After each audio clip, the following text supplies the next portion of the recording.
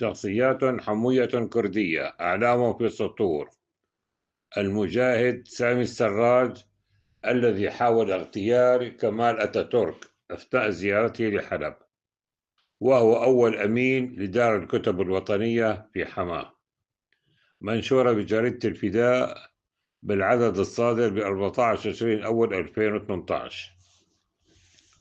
هو أحمد سامي ابن محمود السراج من مواليد حماة 1892. أكمل دراسته الابتدائية والإعدادية والثانوية في حماة.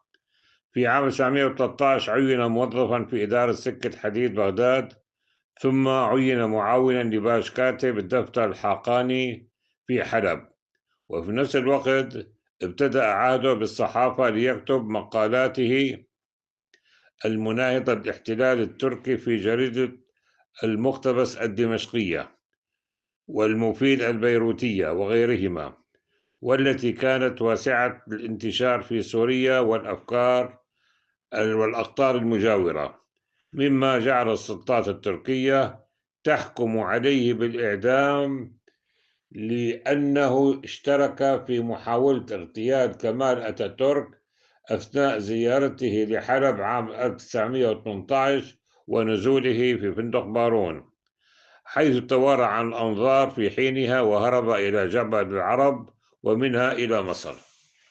في مصر صدر عليه حكم ثاني بالإعدام لمشاركته بحوادث 28 شباط 1919، مما جعله يتوارى عن الأنظار أيضا. في عام 1920 عاد إلى سوريا بعد مجيء الملك فيصل، وعندما جاءت فرنسا مستعمرة كان سامي السراج من المناهضين للاحتلال، ليصدر عليه وعلى 60 مجاهدا آخرين حكما بالإعدام، مما جعله يتوارى عن الأنظار أيضا ويتوجه إلى مصر عام 1932 بعد العفو عنه من قبل السلطات الإنجليزية. وفي مصر كتب المقالات النارية ضد الاحتلال الفرنسي في الجرائد المصرية: كوكب الشرق، المقطم، السياسة، الأهرام. في جميع مقالاته كان متحمسا للوحدة العربية، كما كان مجاهدا كبيرا ووطنيا مثاليا وخطيبا مفوها وسائرا بليغا، مما جعل ذكره على كل لسان. عاد إلى حماة عام 1955 يتولى أمانة دار الكتب الوطنية، مديرية المركز الثقافي حاليا، حيث أن مديرية الثقافة لم تكن قد أنشئت بعد.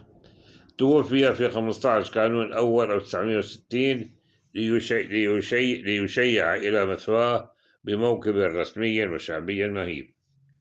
تنويه: بما أن كنية سراج يعود أصل تسميتها إلى مهنة صانع سروج الخيل، لذا فإنه لا يمكن اعتبار جميع عوائل حماة الذين هم كنيتهم سراج هم أكراد، وإنما قسم منهم هم أكراد وكنيتهم الأساسية زلفو، لكن لقب المهنة تغلب على لقب الأصل العائلي لهذه العائلات، لذا فإنما أتناوله عن أشخاص من آل سراج هم بالأصل أكراد ولقبهم الأساسي زلفو. المحامي معتز البرازي.